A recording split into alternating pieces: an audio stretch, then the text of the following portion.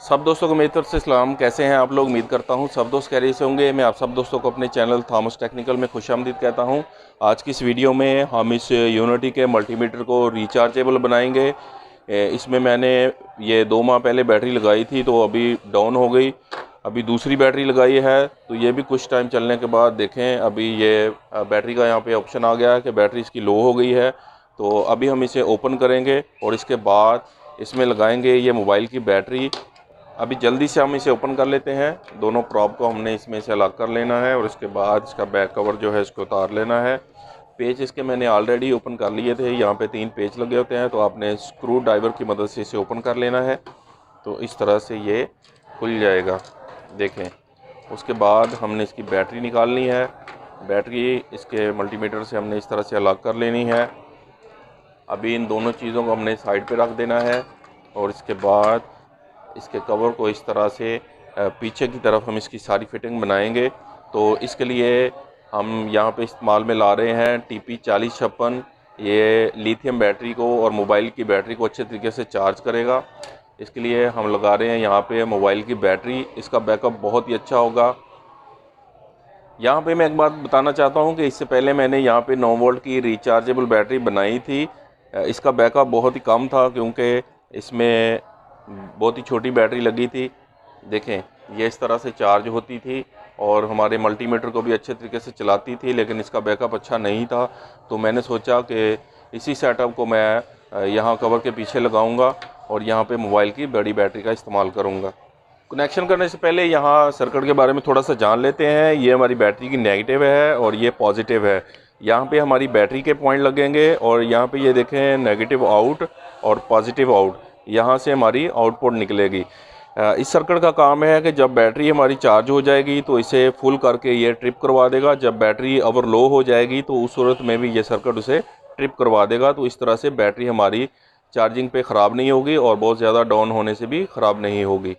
Circuit के साथ battery के कनेक्शन हो गए हैं। बैटरी का पॉजिटिव हमने सर्किट के पॉजिटिव के साथ लगा दिया है। तो इस तरह से दोनों पॉइंट को हमने बैटरी के साथ कनेक्ट कर देना है। इस तरह से सर्किट पे कनेक्शन कर लेने के बाद हमने आउटपुट की 2 वायर को इस तरह से अंदर की तरफ ले आना है और इस सर्किट को और बैटरी को यहाँ सुपर ग्लू की मदद से चिपका देना है। यह भी अच्छे तरीके से यहाँ पे फिक्स रहेंगी। इसके बाद हमने इसके बैक कवर के पीछे छोटा सा सुराख करना है। जो वायर्स हैं उनको हमने इस तरह से अंदर की तरफ ले आना है। इसके बाद हमने यहाँ पे ये MT3608 इस सर्किट का इस्तेमाल करना है। ये 2 वोल्ट से 28 वोल्ट तक बूस्ट करता है वोल्टेज को। तो इस सर्किट का हमने यहाँ पे इस्तेमाल करना है।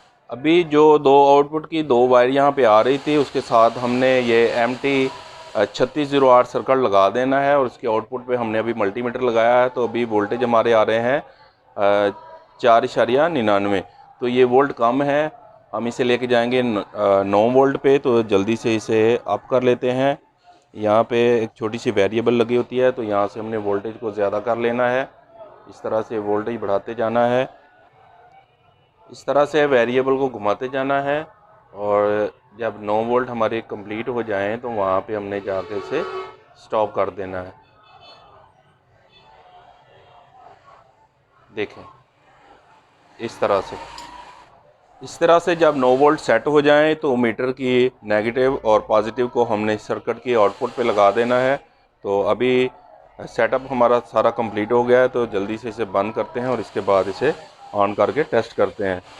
बंद करने से पहले यहाँ इस सर्किट के ऊपर थोड़ी सी टेप लगाएंगे ताकि ये कहीं से शॉर्ट सर्किट ना हो। तो अभी है बड़े एहतियात के साथ हम इसे अंदर की तरफ रख के और बहुत ही ज़बरदस्त तरीके से इसे बंद कर देंगे इस तरह से।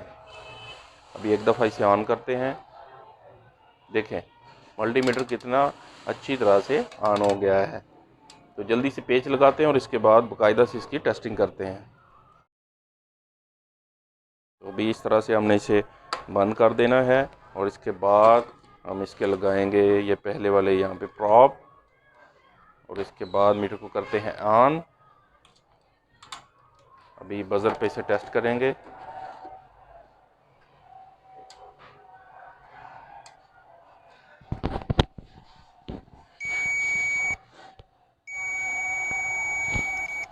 देखिए मल्टीमीटर हमारा कितने अच्छे तरीके से काम कर रहा है।